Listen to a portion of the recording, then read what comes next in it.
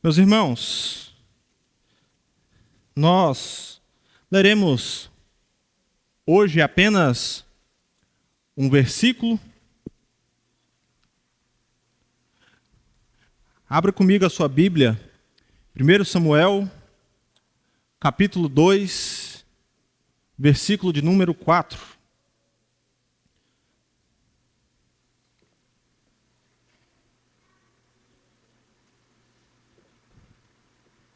Nós passaremos agora, portanto, à exposição da Palavra de Deus. Primeiro livro de Samuel, capítulo de número 2, leremos o verso 4. A versão que eu estou utilizando é a Nova Almeida atualizada.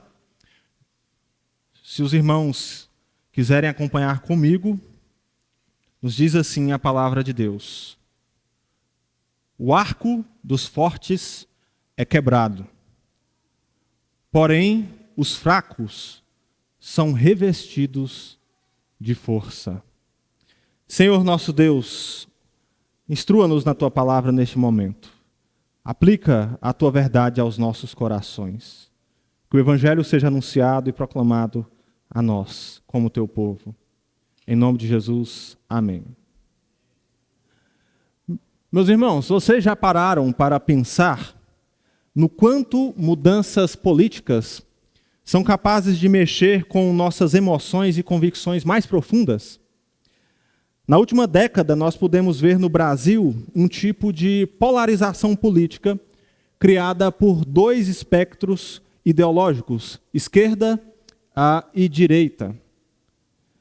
Nós pudemos ver inúmeras manifestações reunindo milhares de pessoas, inúmeras pessoas usando camisetas com rostos estampados e bandeiras, vários novos partidos surgindo, e nisso tudo, debates como educação, saúde, valores morais, temas da ética foram trazidos à tona para a sociedade. Ao passo que isso aconteceu, surgiu uma onda mundial de recuperação do conservadorismo entre os cristãos. Isso porque é entendido pela maioria dos cristãos que uma política conservadora pode conduzir o país a grandes melhorias. Ou seja, meus irmãos, formas de governo e partidos ideológicos falam muito mais do que nós pensamos. E eu quero aproveitar essa provocação para dizer que há muito mais em jogo quando nós falamos sobre as expectativas que nós temos em relação ao poder. Porque nós queremos mudanças, nós queremos melhorias e quase sempre a nossa convicção é de que líderes políticos podem produzir esse tipo de transformação. Eu começo falando isso aos irmãos porque o nosso cenário é o mesmo tipo de cenário de esperança por meio do poder que retrata a história de Samuel. E é justamente porque Samuel retrata os nossos compromissos mais profundos que eu quero começar hoje com a igreja uma série de sermões em 1 Samuel e 2 Samuel. Serão no total 16 sermões, cujo título maior chama-se A Ascensão do Reino. Esse título resume a história e a teologia de Samuel. Um povo cujo governo é ainda disforme, que possui a expectativa de que surgiria um líder, um rei, um reino que pudesse satisfazer as expectativas das pessoas. A ascensão do reino, portanto, fala justamente do foco da condição decaída do nosso coração e dos leitores de Samuel. As expectativas redentivas que nós cremos que serão satisfeitas por meio do poder. Então, hoje é o nosso primeiro sermão, é um sermão introdutório. Nós faremos um tipo de tour histórico, conhecendo as origens do nosso livro. Portanto, eu te convido agora para que se aproxime comigo do mundo que os livros de Samuel foram escritos. E basicamente, para conseguirmos fazer este exercício, nós precisamos nos situar naquilo que nós chamamos de contexto histórico do mundo bíblico de Samuel. Como partida para a nossa jornada, a primeira consideração que deve ser feita diz respeito à autoria. E aí você precisa saber que, apesar de Samuel, o profeta, ter produzido parte do material que forma os livros, ele não foi o seu autor final. Samuel não deve ter escrito a totalidade dos livros de 1º e 2º Samuel, e nem mesmo deu a sua forma final a eles. E a razão é simples. 1º e 2º Samuel retratam um recorte histórico extenso. São aproximadamente 130 anos de história e acontecimentos que vão extrapolar os dias de vida do profeta Samuel. Então veja só, esses 2 livros começam com a história do nascimento do profeta Samuel e cobrem um período de tempo que se encerra com o levantamento do censo feito pelo rei Davi. Uma história que começa numa terra sem rei e termina com uma casa real que possui a promessa de que jamais será extinta. A maior parte dessas narrativas não foram escritas por Samuel, o que nos leva à conclusão de que o autor final de 1º e 2º Samuel não é conhecido por nós. Por essa razão, nós podemos olhar para a história dos livros de Samuel em 2 grandes níveis ou perspectivas. Então eu quero que você faça o seguinte exercício comigo nesta noite. Nós vamos tomar 2 lentes que nos permitem nos aproximar do tempo de Samuel e enxergar o que estava acontecendo por ali. Por isso nós iremos fazer uma espécie de viagem no túnel do tempo. A primeira lente que nos permite enxergar o mundo de Samuel é o que nós conhecemos como nível canônico. O que significa isso? 1º e 2º Samuel não são livros isolados do restante da palavra de Deus. Nós temos um conjunto de textos e livros juntos a Samuel que formam uma só narrativa. E eu estou falando sobre 1º Samuel, 2º Samuel, 1º Reis e 2º Reis.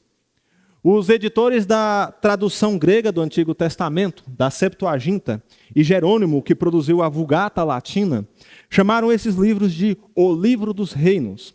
Então eles tinham o título 1º Reis, 2º Reis, 3º Reis e 4º Reis. Isso porque, para os antigos tradutores das Escrituras, havia aqui uma única história sendo contada. Quando nós estudamos um pouco sobre a composição desses livros, é evidente, irmãos, que muito provavelmente eles foram compostos para serem os capítulos de uma grande história. Imagina então uma grande série de hoje com 4 temporadas. Esta é a história da Casa Real de Israel e da ascensão do reino. A divisão que nós temos em nossas Bíblias, portanto, possui uma história. 1º e 2º Samuel, juntamente a 1º e 2º Reis, formavam uma única história. A sua divisão intencional e também necessária tem a ver com o tamanho do rolo dos pergaminhos que eram produzidos. Então era uma questão de limitação de recursos, irmãos. Você tinha uma grande narrativa, gastava muito material para registrar tudo isso, então você dividia os textos em partes. Daí nós temos 1º e 2º Samuel, 1º e 2º Reis. Agora, em um nível canônico, 1º e 2º Samuel estão inseridos numa grande história, ou na grande história da salvação. Samuel está entre o Éden e o paraíso restaurado. Entre a queda do homem e a redenção da humanidade. Entre a libertação do Egito e o cativeiro babilônico. Entre Josué adentrando a terra prometida e os peregrinos voltando para a reconstrução de Jerusalém.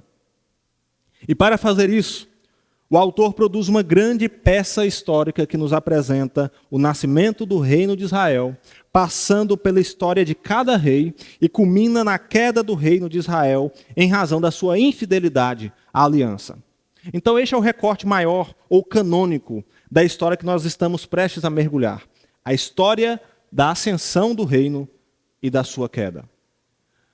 Agora eu quero que você olhe para Samuel por uma segunda perspectiva, ou lente. Eu estou falando sobre o nível histórico.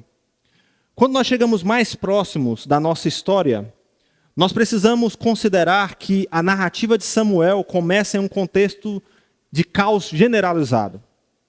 Samuel não nasce num período de moralidade elevada, de boa gestão pública e de prosperidade econômica. Ele nasce no período dos juízes. Ele nasce em um período de confusão. Por isso, o cenário que emoldura a sua história é o caos moral que havia em Israel.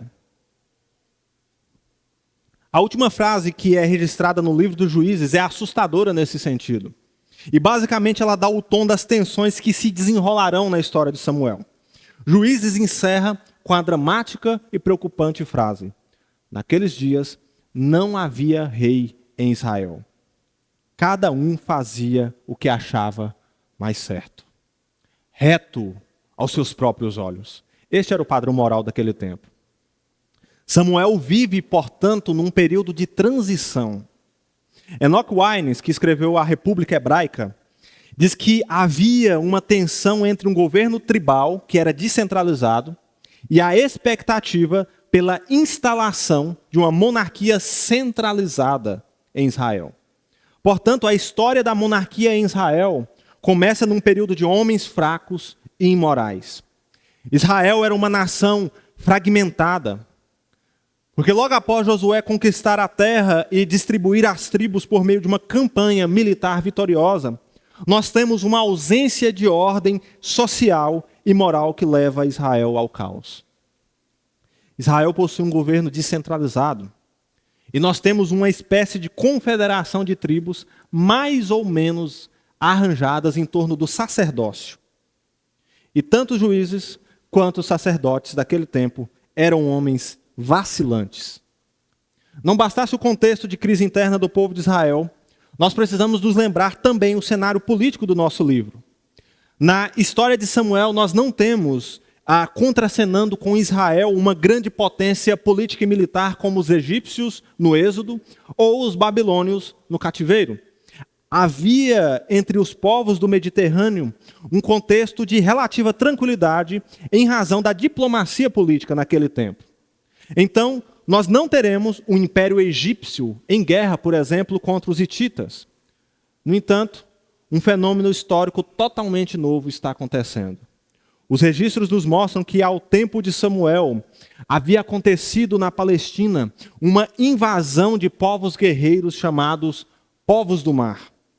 Não se sabe ao certo qual a sua origem, mas vários registros dão conta de que esses povos do mar vieram pelo mar Mediterrâneo como um tipo de frota pirata, invadindo terras e saqueando vilarejos. Em alguns locais o seu impacto foi tão grande que eles chegaram a provocar o colapso de um poderoso império, os hititas. Agora, por que essa informação é importante para nós? Porque um desses povos do mar chegou à região onde estava Israel e se instalou na terra. Esses povos eram chamados de filisteus. Os filisteus, ao que tudo indica, são povos que se originaram do litoral do mar Egeu, provavelmente oriundos da ilha de Creta, na Grécia Antiga. E eles serão os principais adversários de Israel durante o nosso período. Portanto, o grande problema para Israel é que o povo será atacado, não por um reino poderoso, mas por povos piratas que saquearão os campos e os vilarejos israelitas. Eles atacarão como gafanhotos devoradores. Os profetas usam essa linguagem. Os filisteus desafiarão a fé de Israel. E eles serão usados por Deus para despertar o povo da sua necessidade de confiança no Senhor.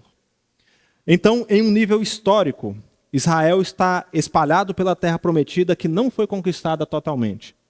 Há um governo descentralizado, falta unidade para o povo, existe uma expectativa por mudanças na forma de governo, os líderes, os juízes são homens fracos, os sacerdotes são infiéis, está uma bagunça, está um completo caos moral na terra. Este é o contexto de Samuel. Agora, se nós pudéssemos resumir a narrativa de 1 e 2 Samuel, qual seria a história que nós poderíamos dizer? Então, deixe-me apresentar aos irmãos um quadro geral da nossa história. O enfoque da nossa série de sermões ficará limitado ao livro de 1 Samuel e o comecinho de 2 Samuel. A ideia é que nós consigamos acompanhar a ascensão do reino em Israel. Por isso, nós poderíamos traçar um enredo da nossa narrativa que aborde 3 divisões maiores de 1 a 2 Samuel. Primeiramente, 1 Samuel, capítulos 1 ao capítulo 7, funciona como um tipo de prelúdio para a nossa história. Se você ler esses capítulos, você perceberá que o narrador está contando para nós qual era o contexto imediato para a coroação do primeiro rei de Israel, no caso, Saul. Samuel começa narrando a história de uma mulher estéril que não consegue dar filhos a seu marido. Ana não tinha filhos e por isso Penina, a segunda esposa de seu marido, é um tipo de rival para ela. Mas a narrativa dramática da história dessa mãe tem como desfecho o nascimento de um dos maiores líderes espirituais e políticos que Israel poderia ter, o profeta Samuel. Ana então entoa um cântico exaltando a Deus pela graça concedida, e a sua canção é uma profecia do rei que viria. Em última análise, a canção de Ana é uma canção messiânica que aponta para o Redentor final de Israel. Como nós sabemos, Samuel nasce em um período de uma nação estilhaçada. As tribos de Israel estavam dispersas pela terra que não havia sido totalmente conquistada. E Juízes nos mostra que esse contexto era agravado pela infidelidade de Israel a Deus. Por isso Israel vivia um ciclo vicioso de apostasia imoral, inimigos ferozes que subjugam o povo. Deus então levanta homens valentes como juízes para libertá-los, e no final Israel desviava-se novamente e começava o ciclo de novo. A sequência da nossa história até o capítulo 7 é um retrato disso. Nós temos o descuidado sacerdote Eli, que possui filhos que desonravam o culto a Deus, e a passividade de Eli diante disso provocou a sua reprovação e a sua morte diante do Senhor. Com uma frágil liderança e a aparente ausência de um juiz libertador, Israel confia na Arca da Aliança como se fosse um tipo de amuleto, em que o simples fato de tê-la em mão, pensavam eles, era garantia de vitória. Mas não é isso que acontece. Os filisteus vencem os israelitas, capturam a Arca da Aliança e Israel é envergonhado. Ainda assim, de uma forma poderosa, Deus demonstra que é zeloso pela sua glória. Ele envia pragas terríveis que assolam os vilarejos filisteus. Então, após vários anos, a arca é conduzida curiosamente das terras dos filisteus de volta para Israel. E nesse momento, Samuel não é mais uma criança. Ele não é mais um menino. Ele é um homem adulto que exorta Israel ao arrependimento. E a proeminência de Samuel torna-se tão grande que ele é uma figura central para a nação agora. Contudo, o poder centralizado na casa sacerdotal não agradava às massas do povo israelita. Porque sacerdotes cuidavam do culto e do ensino. Israel queria um rei, assim como as outras nações possuíam reis. E a sua reivindicação é a seguinte: nós precisamos de um rei que possa nos liderar a batalha. A essa altura, já no capítulo 8, nós começamos então a segunda grande porção da narrativa de Samuel. Nós temos a segunda divisão da nossa história. Do capítulo 8 até o capítulo 31, nós vemos como a fidelidade a Deus era necessária para que uma casa real ou uma monarquia prosperasse. O povo pede um rei. Nós queremos um rei porque um rei nos fará vitoriosos, eles pensam. E Deus concede esse rei. Ele dá Saul ao povo. Saul conduz Israel a algumas vitórias de fato. Ele venceu os filisteus, os amalequitas e formou um exército profissional para defender o país. Contudo, a sua presunção orgulhosa faz com que Saul confunda o sagrado e o profano. A desobediência de Saul conduz à sua própria queda. Por isso, muito cedo em seu governo, ele é considerado reprovado por Deus. Ao fundo desse enredo, nós temos um novo herói que está surgindo. A pessoa mais improvável da sua casa. Um pequeno de cabelos ruivos chamado Davi. Então nós teremos uma inversão acontecendo. Saul havia ascendido como um herói vitorioso, mas a sua desobediência o leva a uma queda acelerada do poder e no caráter. Assim nós temos um movimento. Enquanto Saul está em declínio, Davi entra em franca ascensão. Davi é tão bem sucedido e um guerreiro tão vitorioso que as donzelas de Jerusalém farão canções em seu nome. Saul matou seus milhares, mas Davi seus 10 milhares. Enquanto Davi está em ascensão, o ciúme tomará conta do coração de Saul. Então ele começa uma campanha de perseguição a Davi. Porém, Davi se mantém fiel a Deus, que lhe entrega algumas oportunidades de ceifar a vida de Saul, seu sogro. Mas ele não faz isso. Porque Davi é o rei humilde que possui um coração segundo Deus. Então Davi passa em todos os testes possíveis para um legítimo rei de Israel. Mas Saul vive um processo avançado de degradação moral, ao ponto de até mesmo consultar uma médium para obter orientação do mundo dos mortos. E para quem já leu 1 Samuel, nós sabemos que isso não acaba bem, pois o fim de Saul é uma morte terrível. Ele tira a própria vida se lançando a espada do seu escudeiro quando é emboscado por seus inimigos.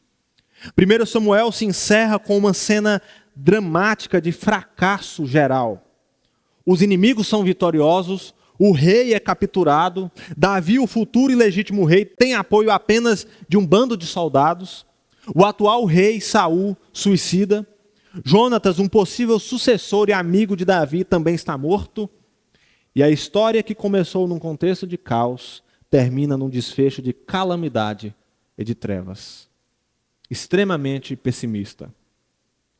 Isso faz, irmãos, com que 2 Samuel comece com uma inquietante expectativa de resolução. O livro começa com Davi recebendo a notícia da morte de Saul e Jonatas. Ele lamenta tanto as suas mortes que escreve uma canção de honra a eles. E com a morte de Saul, a coroação de Davi se torna inevitável. Então homens da tribo de Judá vão até Davi e coroam um rei sobre si. Mas logo surge um problema. Abner, o general dos exércitos de Israel, apoia Isbosete, o quarto filho de Saul. O que dá início a um tipo de guerra civil entre a casa de Davi e a casa de Isbosete. O que não vai durar muito tempo, pois a estupidez de Isbosete o leva a fazer uma acusação terrível contra o seu próprio general. E isso muda totalmente o quadro, porque a partir de aí, Abner apoiará Davi nessa guerra entre tronos. Isbosete será traído pelos seus próprios homens, Recabe e Baaná. Esses homens gananciosos aproveitaram a morte de Abner para emboscar o seu próprio rei. Eles entram sorrateiramente na sua casa, o matam e cortam a sua cabeça fora. Então a casa de Isbosete, sucessor de Saul, é vencida. O que leva todas as demais tribos de Israel, não só Judá, a se apresentar a Davi e lhe jurar lealdade. Portanto, apoiado pelo seu povo, Davi vai até Jerusalém, captura a cidade, torna ela a capital do reino e a chama agora de Sião. Davi se faz rei sobre a montanha. Isso é um resumo rápido, mas que pode te situar melhor sobre o tipo de história que nós vamos tratar nos próximos sermões. Nós falamos do contexto histórico do nosso livro, então. Nós tivemos um vislumbre do enredo da nossa série de sermões. Agora, deixe-me destacar rapidamente para os irmãos os principais temas teológicos de 1 e 2 Samuel da ascensão do reino. De um modo geral, 1 e 2 Samuel retratam 3 mudanças fundamentais para a teologia bíblica. A adoração israelita litúrgica é transferida de Siló para Jerusalém. A liderança de Israel passa de líderes ocasionais para o reino eterno de Davi. Israel é transformado. Israel deixa de ser uma liga de tribos e passa a ser um reino unido, capaz de dominar os seus adversários. Essas transformações, irmãos, têm o propósito simples de nos elevar das questões históricas e políticas como a monarquia e as invasões inimigas para a redenção realizada pelo poder de Deus. Portanto, quando nós consideramos uma teologia bíblica de 1 e 2 Samuel, existem alguns temas unificadores que nos ajudam a esclarecer o propósito teológico de Samuel. Então, olhe só comigo. Samuel fala sobre a queda. Esse é um conceito da teologia que explica a condição decaída da natureza humana. O ser humano possui uma natureza afetada pelo pecado que o torna inclinado a fazer aquilo que é mal. A história de Samuel é toda permeada por esse tipo de conceito. Nós vemos uma sociedade israelita fragmentada, com um culto frágil, Os inimigos que assolam os campos israelitas são castigos divinos sobre a desobediência. Os sacerdotes que deveriam conduzir o povo à santidade de Deus, na verdade, são homens fracos que perderam o zelo pelo culto ao Senhor. Eli e seus filhos morrem em decorrência da sua negligência, e mesmo Samuel também tem filhos desviados da verdade. O rei que é ungido e escolhido pelo povo, apesar de um começo promissor do seu reinado, é um homem vacilante e vaidoso, pois Saul tem um coração tomado pela soberba e a inveja. E mesmo um homem forte como Saul é facilmente dominado pela loucura e assombrado por espíritos malignos. As famílias são quebradas, pois não há temor de Deus. Saul e Jonatas, por muitas vezes, foram levados ao extremo por decisões impensadas. Mesmo Davi não está isento de erros. De forma que a história de Samuel se resume à ascensão de heróis e ao fracasso desses mesmos homens em razão da sua queda. Pois todos pecaram. A queda afetou cada um deles. Ninguém escapa. Samuel fala também sobre o reino, um tema importantíssimo para a redenção. Existe um tipo de paralelismo entre a monarquia de Israel e o reino de Deus. A monarquia deveria estar em conformidade com os desígnios e a lei de Deus. Por isso, o reino é um tema de primeira importância para a teologia de Samuel. Mark Driscoll definiu o reino de Deus como o resultado da missão de Deus para resgatar e renovar sua criação arruinada pelo pecado. É esse o movimento que Deus está fazendo em 1 e 2 Samuel. E isso implica no fato de que Israel era uma nação separada por Deus para expressar o seu domínio e a redenção que ele está realizando. De certa forma, irmãos, a monarquia era uma figura representativa do domínio de Deus. O rei deveria ser uma figura de sabedoria e coração voltado para o Senhor. De maneira que em Israel a justiça e a lealdade fossem virtudes valorizadas. O rei deveria empenhar seus esforços para proteger a terra prometida e garantir que o povo separado por Deus adorasse fielmente ao Senhor nessa terra. A monarquia, portanto, era uma figura simbólica da redenção realizada por Deus. O rei funcionaria como um vice-gerente do Senhor. Ele não deveria ser dono de Israel, de forma que a sua função era pastoral. Ele deveria guiar o povo como um pastor guia as suas ovelhas. Assim, a monarquia em Israel deveria expressar para o povo que a esperança estava no domínio de Deus e não na casa dos homens. Agora, um tema fundamental para entender a teologia de Samuel, isso que não pode escapar de nós, é o ungido do Senhor. Essa talvez seja a principal contribuição de Samuel para as Escrituras. Porque Samuel dá uma forma mais clara aquilo que nós entendemos por Messias.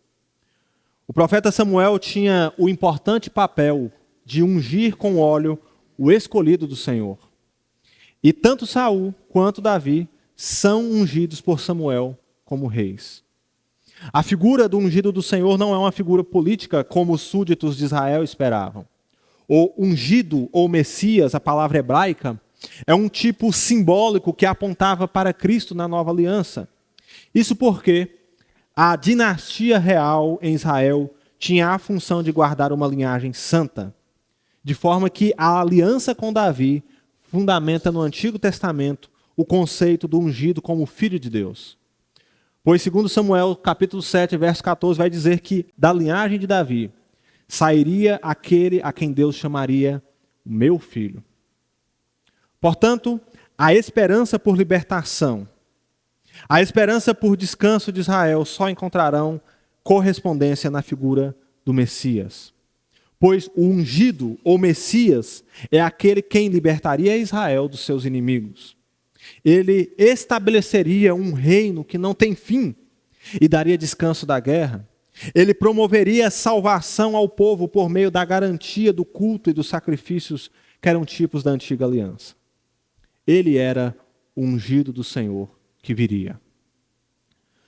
A gente tem muita informação até aqui, mas um ponto fundamental, irmãos, que precisa estar claro, é como nós respondemos a seguinte pergunta: Qual a mensagem da ascensão do reino para nós?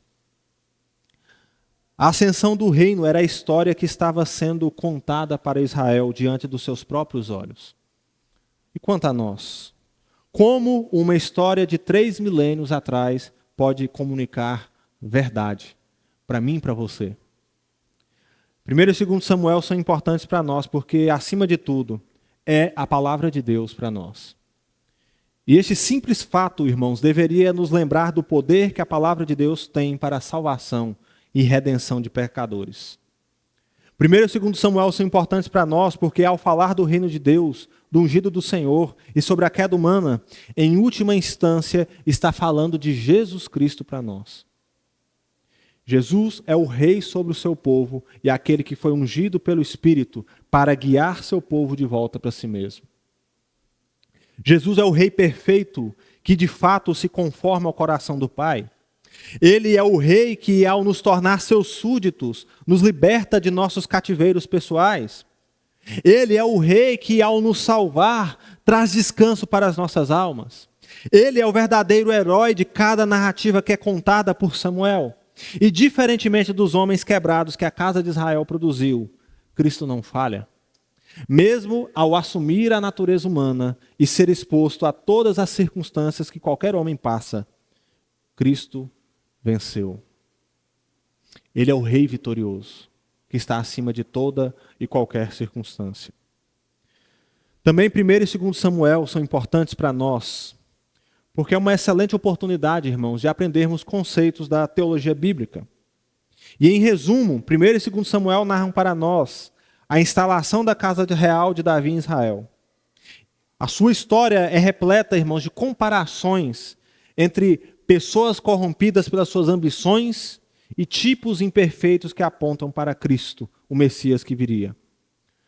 Numa história de reis, batalhas e inimigos, 1 e 2 Samuel retrata a condição do nosso tempo.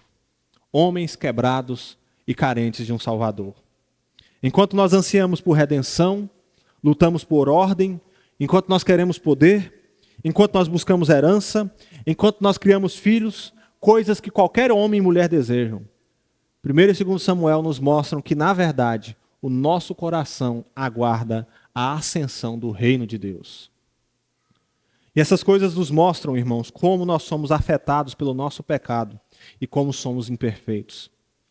Portanto, seja a história de uma mulher estéril que deseja ser mãe, ou a história de um pequeno, de um pastor de ovelhas que se tornará rei um dia. No final, todos nós precisamos de um Messias que trará o seu reino final e vindouro. Por isso, 1 e 2 Samuel são importantes para nós, porque a sua história nos fala sobre a esperança que é satisfeita na fé no reino de Deus. Uma esperança que não deixa a barriga vazia, mas uma esperança que nos conduz através do tempo. E, de certa maneira, ao olhar para a esperança do reino vindouro, 1 e 2 Samuel nos lançam na expectativa da volta de Jesus Cristo. Porque ele virá restaurar o reino. Jesus virá vencer todos os inimigos. Ele subjugará até mesmo a morte. Portanto, 1 e 2 Samuel precisa aquecer nossos corações pelo desejo de habitação junto ao nosso rei pastor, o nosso Jesus. Quais implicações podem ser aprendidas por nós? E eu encerro com isso. Primeiramente, no reino de Deus, os fortes não têm vez. O reino é um reino de humildes, onde não há espaço para a soberba. Na verdade, o orgulho leva à queda e ao vexame. 1 e 2 Samuel nos mostram e ensinam que no reino o poder de Deus está com os fracos, pois o homem vê a aparência, mas o Senhor vê o coração. Mesmo os fortes só prosperam em razão da graça de Deus. No reino, o poder de Deus se aperfeiçoa na fraqueza, pois quando somos fracos, é que somos fortes. Pois o Senhor não tolera os soberbos. Essa é a grande lição de Samuel. Os fracos são empoderados por Deus para servir o reino. Os fortes, por excesso de confiança em si próprios, caem porque são pecadores. E mesmo quando os fracos caem, eles são restaurados pelo Senhor. Segundo, as nossas principais batalhas são travadas no coração. 1 e 2 Samuel nos relatam batalhas entre exércitos, pequenos enfrentando gigantes, guerras civis, caos moral, um contexto caótico e propenso ao conflito. No entanto, a maior batalha retratada por Samuel se passa no coração dos homens. Pois é no coração que nasce a vaidade.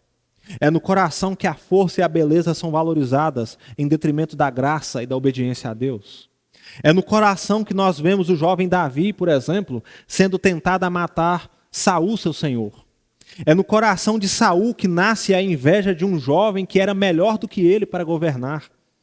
É no coração que nós vemos o velho Davi sendo seduzido por uma jovem mulher e manda seu marido para morrer em batalha a fim de tomá-la para si como esposa. E nesse sentido, as nossas maiores batalhas estão no nosso próprio coração. É no nosso coração que a tentação por ser visto e autopromovido acontecem. É em nosso coração que os pecados são cultivados.